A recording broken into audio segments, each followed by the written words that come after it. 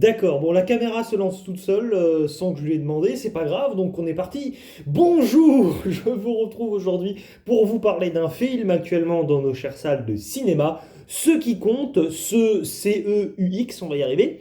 Un film réalisé par Jean-Baptiste Leonetti, qui est davantage connu dans le monde publicitaire que du cinéma, même si pour un film qui s'appelle Carré blanc de souvenirs, film que je n'ai pas vu, eh bien j'ai quand même ouï dire qu'il avait une petite réputation de film bizarre, et en termes de film bizarre, nous sommes également servis avec celui-ci, donc nous allons y revenir. Nous avons ici donc au casting Sandrine Kiberlin, qui est une actrice de cœur pour moi, une actrice que j'adore tellement, et nous avons Pierre Lotin, qui est également un acteur que j'apprécie fortement. Avec aussi les jeunes pousses du cinéma français, que l'on a pu voir dans d'autres films,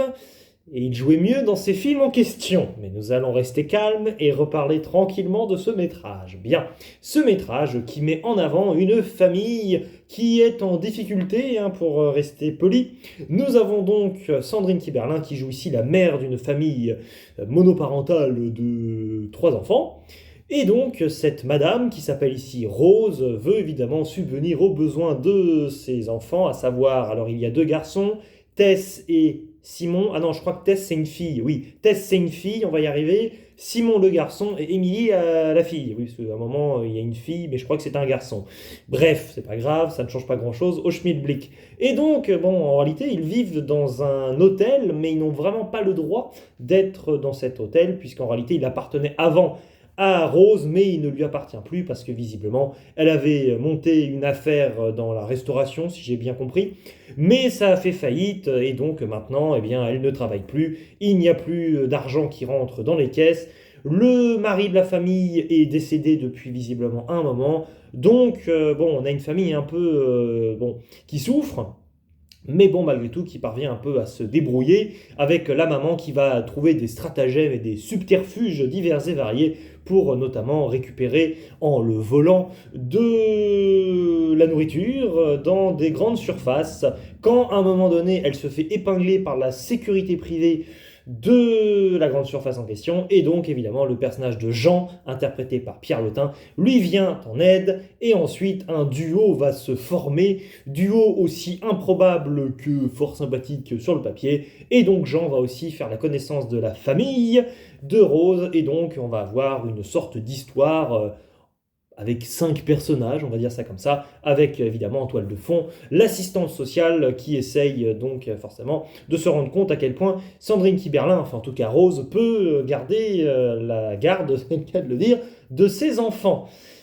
Et on a du mal à comprendre aussi au début du film pourquoi, bon, c'est bien gentil tout ça, mais pourquoi le personnage de Sandrine Kiberlin, donc le personnage de Rose, ne cherche pas un nouvel emploi pour quand même essayer de ramener un peu d'argent dans la famille et que, bah oui, ceux qui comptent justement, à savoir ses enfants, puissent vivre un peu mieux. Et forcément, on comprend aussi dès le début du film que le personnage de Rose va vraiment essayer de s'attirer la sympathie du personnage de Jean, et on est un peu dans ce doute qui est assez intéressant sur le papier parce qu'on sent qu'il y a une sorte d'attirance visiblement entre les deux, et en même temps ce sont des personnages qui semblent tellement déphasés en fait et tellement plus vraiment dans la réalité plus que cela, qu'on a un peu des personnages farouches et un peu perdus. Et donc, justement, sont-ils perdus tous les deux au point de se trouver tous les deux? Est-ce qu'on est face là à une sorte de début de comédie romantique, ou est-ce qu'on est plus dans un aspect un peu dramatique et un peu triste, voire, oui, un peu pitoyable si l'on veut de la situation, à savoir que oui, on a vraiment une femme qui est en telle détresse, qui pour le bien de ses enfants va peut-être essayer en fait de trouver un appui auprès, en l'occurrence là, du personnage de Jean donc qui est lui aussi tout aussi fauché, donc là il n'est pas question de se dire que Sandrine Kiberlin pourrait essayer, bon, de un peu plus que bien s'entendre avec le personnage de Jean pour essayer d'obtenir de l'argent, c'est pas vraiment ça, mais peut-être qu'en ayant un homme un peu dans toute cette grande aventure familiale, peut-être que ça pourrait permettre à la famille de se relever, sachant que forcément, vous le savez, Sandrine Kiberlin a bientôt la soixantaine, et Pierre Lotin, je pense qu'il a une grande trentaine, mais bon, il y a une vraie différence d'âge, donc bon, il y a un peu cette idée visiblement de l'avenir malgré tout qui sera incarné par le personnage de Pierre Lotin, mais qui peut tout aussi bien avoir le rôle, c'est ça, de potentiel nouveau père de famille, ou alors de grand frère ou de mentor. Donc c'est assez intéressant en fait au début ce flou autour du rôle du personnage de Pierre Lotin, c'est vraiment ça. Après, donc, je ne vais pas faire une partie spoiler, mais on comprend au moment opportun, on va dire, dans le film, pourquoi, en fait, Sandrine Kiberlin, qu'elle retrouve ou non un travail, ça ne changera rien pour la situation familiale à venir pour ses enfants. Et donc, tout se met à prendre sens. Et ce qui est assez intéressant, c'est que pendant le film, malgré tout, il faut le dire, ça reste quand même un film bancal. C'est-à-dire que, quand même, il y a des moments où il y a des situations, où il y a des vrais défauts, des fois, dans le film, qui sont vraiment là, qui persistent. Mais, on va y revenir un peu, mais disons que quand même, la force du film, c'est qu'une fois qu'il est terminé, j'ai passé ensuite plusieurs jours à la lumière, on va dire, de cet élément de révélation, ce spoiler que je ne vais pas ici divulgacher, eh bien, je me suis dit, ah oui, je comprends quand même mieux le film que je ne l'ai compris quand je l'ai vu sur le moment. C'est quand même une vraie richesse quand même dans ce métrage, malgré tout. Film bancal parce que en fait c'est un film qui a énormément de potentiel vraiment, c'est-à-dire déjà qu'il s'appuie sur un duo absolument immense, c'est-à-dire que Sandrine Kiberlin joue toujours aussi bien, ça ne fait aucun doute, mais l'alchimie ici et le duo formé avec Pierre Lotin, franchement, j'ai été épaté et j'ai été, oui, vraiment en extase en fait devant ce film, c'est-à-dire que si on pouvait leur offrir un César là tout de suite, eh bien hop, je prends la statuette et je le ramène en personne, il n'y a aucun problème. Vraiment, ils m'ont bluffé.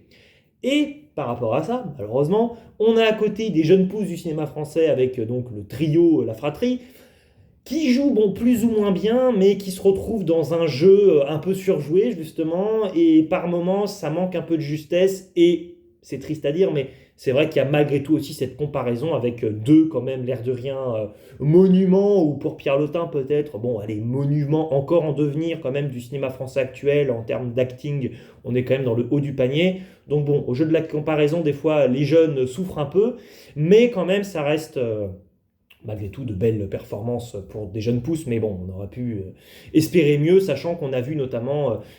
oui, l'une des personnes, en l'occurrence, qui a déjà, pour moi, beaucoup mieux joué dans le film avec Camille Cotin, Tony en famille, par exemple. Mais bon, c'est comme ça reste quand même plutôt convenable. Après, moi j'avoue que, disons que, bon, si d'un point de vue scénaristique, le film ne m'a pas pris de manière émotionnelle, parce que je trouve qu'on est plus là à essayer de comprendre le pourquoi du comment de cette situation en fait familiale et pourquoi finalement, bah oui, c'est ça le personnage de Sandrine Kiberlin nous pose autant de questions et jusqu'à la fin du film où c'est vrai qu'il y a quand même un moment assez presque naturel dans l'esprit et assez touchant avec des personnages qui vont concerner donc le personnage de Jean et des enfants notamment. Mais j'avoue que voilà, je n'ai pas pleuré non plus devant le film, mais j'ai été quand même convaincu en fait, bon, d'un point de vue pas vraiment émotionnel, mais d'un point de vue de l'intelligence scénaristique quand même derrière. Mais en parallèle de, oui, c'est ça, ce côté assez impressionnant par moment, il y a aussi à côté des écueils, mais très particuliers, où en fait c'est terrible, mais il y a des situations qui ne sont pas crédibles spécialement. Et je trouve que dès le début du film, c'est un peu le cas, avec cette question, bon, ok, c'est rigolo, mais de Sandrine Kiberlin, c'est ça, donc qui est dans une grande surface et qui est en gros avec ses bombes lacrymogènes. Il y a tout un aspect qui me paraît assez peu réaliste et même si on est dans une comédie, en fait, ça ne marche pas complètement. C'est-à-dire que vraiment, bon, ça paraît complètement improbable, en fait, ce qui se joue à un moment avec la sécurité privée et bon, le personnage de Pierre Lotin qui débarque. Enfin, honnêtement, le problème, c'est que des fois, certaines scènes, on pourrait se dire, elles pourraient fonctionner à l'époque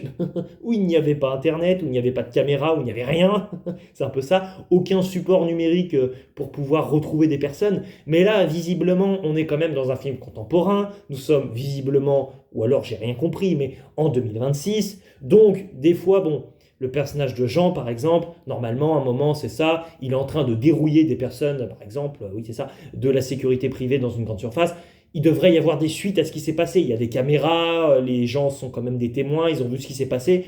Et non, tu as l'impression que ça n'a pas forcément de conséquences sur la suite. Alors, vous me direz, c'est peut-être un détail tout ça. Oui, mais en même temps, c'est quand même un moment fondateur parce que c'est quand même ça qui permet à notre duo de se constituer d'emblée. Bon, après, c'est comme ça. Il y a aussi bon, des moments qui paraissent certes rigolos, on va dire, ou à un moment, c'est ça, le personnage de Sandrine Kiberlin, son stratagème, c'est pour faire croire à l'assistante sociale que tout va bien, ben hop, faire croire que donc elle est maintenant en couple avec le personnage de Pierre Lotin, et donc que le personnage de Pierre Lotin vivrait visiblement dans un appartement qui montre toute sa fortune, alors qu'en réalité, ils sont juste au courant qu'il y a des personnes fortunées qui sont parties en vacances un bon moment, donc hop, ils vont s'incruster dans l'appart. Et après, bon, c'est rigolo, c'est sympa, c'est assez comique, mais ça va pas assez loin d'une certaine manière. Et en même temps, c'est ça, d'un point de vue de la crédibilité, on n'y est pas complètement. Donc c'est un film assez inégal. Et ce qui est frustrant, c'est que c'est un film qui avait donc énormément de potentiel et qui aurait pu être vraiment meilleur que ce qu'il est vraiment. Malgré tout, ça reste un moment vraiment agréable. Un film, je trouve, assez atypique, que je vous invite à aller voir. On ne ressort pas de ce film en se disant qu'on l'a déjà vu avec le film de la semaine dernière ou de la semaine d'avant, ça c'est sûr. Mais j'avoue que je m'attendais un peu à mieux. Si vous êtes évidemment comme moi fan de Sandrine Kiberlin, foncez parce que là vous allez être à nouveau convaincu. N'hésitez pas dans les commentaires à me dire ce que vous avez pensé de ce film. Me concernant, il ne me reste plus qu'à vous dire hydratez-vous bien parce qu'il fait chaud en ce moment et tant mieux, ça fait plaisir aussi. Ciao et à la prochaine.